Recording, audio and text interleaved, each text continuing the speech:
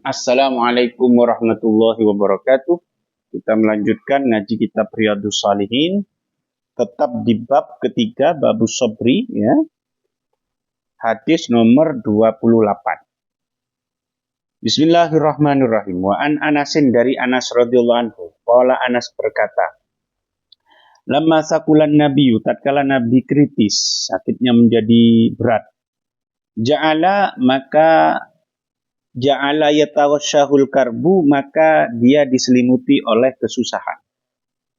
Faqalat Fatimah radhiyallahu anha, kemudian Fatimah berkata, wa karba abatah, betapa berat penyakit yang dialami oleh bapakku. Faqala, kemudian Nabi bersabda, laisa ala abika karbun ba'dal yaumi, setelah hari ini tidak akan ada kesusahan bagi ayahmu. Falamma mata, tatkala Nabi wafat, qalat, maka Fatimah berkata, ya abata, wahai bapakku, ajaba rabban da'ah, dia telah memenuhi panggilan Tuhannya.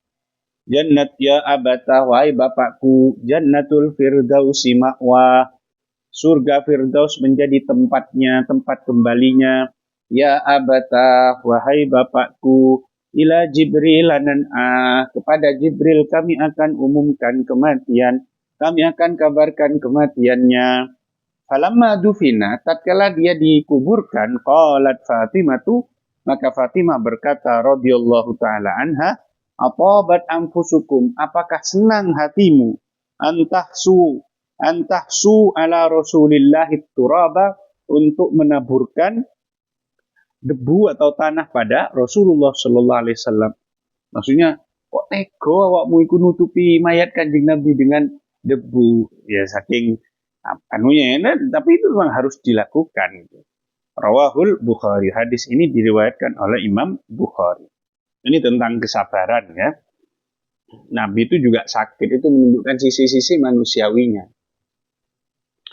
Wan Abi Zaidin, dan dari Abi Zaid, Usamata, nama aslinya adalah Usamah ibni Zaid, anaknya Zaid bin Harisah, maula Rasulullah, yang menjadi mantan budak yang dibebaskan oleh Rasul. Maula itu adalah budak yang dulu kemudian dibebaskan.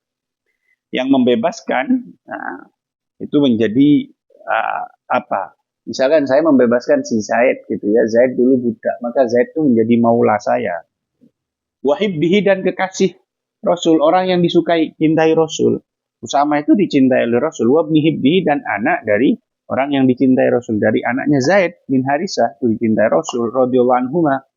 Qala, Usamah berkata, arsalat bintun Nabi, salah satu dari putri Nabi mengutus, inna beni, mengutus orang untuk mengabarkan pada Nabi, inna beni, bahwa anakku qadihtu diro sekarat, sudah kritis. Fashhadna, maka datanglah untuk menyaksikan kami, datanglah ke tempat kami. Jadi salah satu putri Nabi itu mengutus seseorang untuk melaporkan kepada Nabi bahwa anak dari atau cucunya Nabi itu sedang sekarat, gitu ya, agar Nabi berkenan untuk hadir. Fa'arsala yukri'us salam, ternyata Nabi hanya mengutus orang untuk mengucapkan salam pada putrinya tadi dan tidak hadir. Wa yaqulu, dan Nabi bersabda, berpesan Nabi, inna lillahi, sesungguhnya bagi Allah, ma'akhada, apa yang dia ambil, walahu ma'ato, dan bagi Allah apa yang dia berikan. Semua yang ada di muka bumi ini adalah milik Allah. Dia yang mengambil, dia yang memberi. Wa kullu syai'in, dan segala sesuatu indahu, di sisi Allah, bi ajalin musamman, itu sudah ada ajal yang ditentukan. Faltasbir, maka hendaklah bersabar kamu, faltasbir, maka hendaklah kamu bersabar, tahtasib, dan mengharaplah pahala. Fa'arsalat ilaihi, kemudian putri Nabi tadi mengirim utusan lagi kepada Nabi, tuksimu alaihi, sembari bersumpah kepadanya, layak tiannaha, agar Nabi betul-betul datang untuk menyaksikan putunya atau cucunya yang sedang sekarat itu, yang sedang kritis tadi. Faqama, maka kemudian Nabi berdiri, bergegas, wa ma'ahu Sa'd bin Ubadah, bersama Sa'ad bin Ubadah, wa Mu'ad bin Jabal, dan Mu'ad bin Jabal, wa Ubay bin Ka'b, dan Ubay bin Ka'b, wa Zaid bin Sabit, dan Zaid bin Sabit, wa rijalun radhiyallahu anhum, dan beberapa sahabat yang lain. Semoga Allah meridhoi mereka. Harufi ila Rasulullah sobi. Kemudian cucu Nabi atau anak kecil tadi itu diangkat, diberikan kepada Nabi. Fa'adahu fi hijri, kemudian Nabi mendudukkannya di pangkuannya. Wa nafsuhu taqaqqa, dan nafas dari anak itu tersengal-sengal. Anak itu, bayi itu, fafadat ainahu, karena ini cucu Nabi ya. Fafadat ainahu, maka kemudian kedua mata Nabi mengalirkan air mata, meneteskan air mata, menangis Nabi. Faqala Sa'dun, maka kemudian Sa'd berkata, ya Rasulullah, wahai Rasul, ma hadza, apa ini kok menangis Nabi? Kenapa engkau kok menangis? Faqala, maka Nabi bersabda, hadihi rahmatun, ini adalah rahmat. Tangisan ini adalah rahmat. Ja'alallah ta'ala fi qulubi ibadihi, yang Allah jadikan pada hati hamba-hambanya. Wa fi riwayatin, dalam riwayat yang lain, fi qulubi man sya'a min ibadih, pada hati orang yang dia kehendaki dari hamba-hambanya.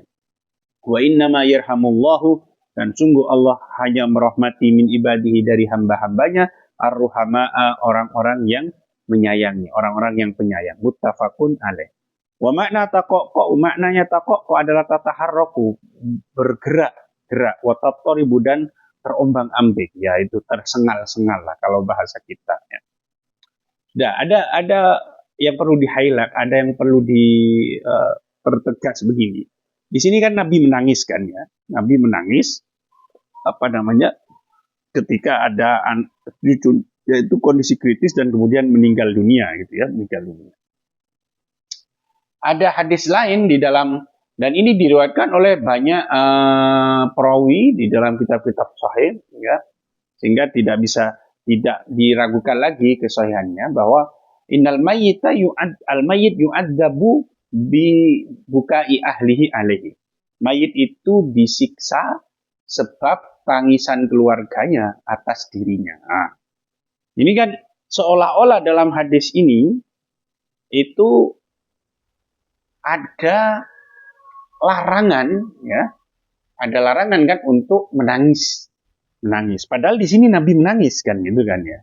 Yang kedua, kemudian seolah-olah hadis ini memberikan persepsi bahwa tangisan orang yang hidup itu menjadi dosa yang dibebankan pada orang yang sudah meninggal. Padahal kalau di dalam Al-Quran, wala taziru waziratun wizra ukhra, dosa orang lain itu tidak akan dipikulkan kepada orang lain. Dosa yang dilakukan oleh saya tidak akan dipikulkan kepada anak saya, dan seterusnya, tidak begitu.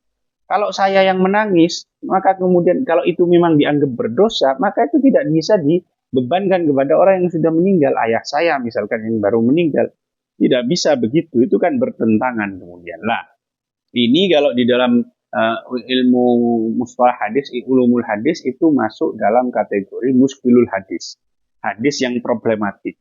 Hadis yang maknanya itu bisa menimbulkan problem atau janggal kan, ketika dibenturkan dengan ayat, dengan hadis lain, atau dengan akal pikiran yang sehat. Maka untuk memaknai ini ada beberapa macam pendekatan atau beberapa teknis ulama, yaitu pertama harus dikumpulkan riwayat-riwayat.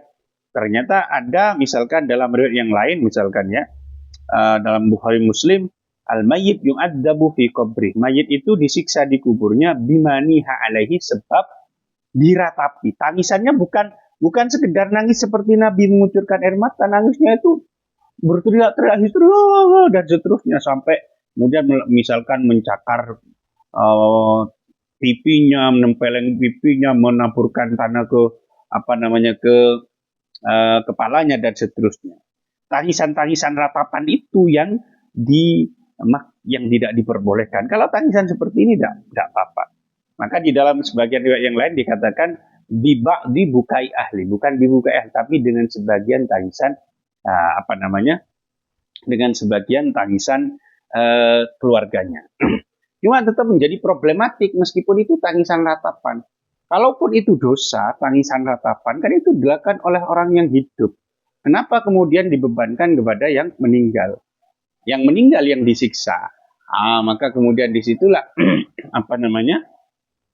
ada pemaknaan lain bahwa yu'adzabu itu bukan disiksa digepui itu bukan, dipukuli bukan. Tapi yu'adzabu itu adalah tersiksa atau terganggu. Anda pernah mendengar suara sonhorek, Anda terganggu kan? Lah, kalau ada orang meninggal, terus keluarganya yang masih hidup itu kok menangis, itu terganggu, seperti kita terganggu mendengar sonhorek. Gitu. Bukan disiksa, digepui oleh malaikat, bukan seperti itu. Atau pemaknaan dalam kitab-kitab madhab 4 itu ya, hampir semua, dimaknai bahwa di situ adalah menjadi benar kalau hadisnya dimaknai begini. Mayit itu akan disiksa sebab tangisan ratapan keluarganya jika dia berwasiat untuk ditangisi. Nah, kalau saya berpesan kepada misalkan ya, saya berpesan kepada anak saya, nah kalau saya meninggal nanti tangisi yang seru ya dan seterusnya, merataplah kamu. Lah, berarti kan ini wasiat saya kepada anak saya. Ini termasuk amal saya kan, berarti ini termasuk perbuatan saya. Sehingga kalau anak saya kok melakukan itu, dia melakukan kesalahan, saya juga melakukan kesalahan karena berwasiat kalian nggak diperbolehkan. Sehingga kalau kemudian saya berwasiat begini, nanti saya akan disiksa. Lah, maka tidak akan bertentangan dengan ayat yang tadi, bahwa orang itu tidak akan memikul beban dosa orang lain. Saya akan disiksa karena wasiat saya yang jelek itu tadi. Bukan karena semata-mata tangisan ratapan itu tadi. Itu ya. Itu pendekatan muskilul hadis. Juga bisa ditinjau hadis semacam ini dari teori modern seperti teori komunikasi modern, speech act theory, ya, teori tindak tutur yang dirumuskan oleh Austin dan Searle, ya, Austin dan Searle, di mana di situ dikatakan bahwa ada 3 tingkat tindak tutur itu menurut Austin. 3 lapisan tindak tutur. Jadi melihat mayit itu disiksa dengan tangisan keluarganya, sebab tangisan keluarganya itu yang pertama adalah tindak lokusi. Locutionary act. Dilihat apa yang diucapkan secara literal, teksnya itu apa. Dan itu bisa dianalisa secara tadi ya, bisa dimaknai terganggu, tersiksa batinnya ya, bukan disiksa secara fisik tidak. Yang kedua adalah illocutionary act. Tadi lokusi, sekarang ilokusi. Ilokusi itu adalah maksud atau fungsi ujaran itu. Fungsinya ini apa gitu ya. Kemudian yang ketiga adalah perlokusi, dampak atau efek ujaran. Jadi Nabi sebenarnya mengatakan mayit disiksa karena sebab tangisan keluarganya itu bukan untuk menjelaskan hukum menangisnya itu, tapi atau menjelaskan bahwa orang itu akan disiksa. Tapi ini sebagai dampak atau tujuan yang ingin dicapai Nabi adalah agar orang tidak menangisi orang yang sudah meninggal dengan tangisan-tangisan yang penuh ratapan dan seterusnya. Itu tujuannya adalah itu. Cuma bahasanya dengan bahasa seperti itu tadi. Wallahu a'lam bishawab. Subhanakallahumma bihamdik. Asyhadu an la ilaha illa anta astaghfiruka wa atubu ilaik. Assalamualaikum warahmatullahi wabarakatuh.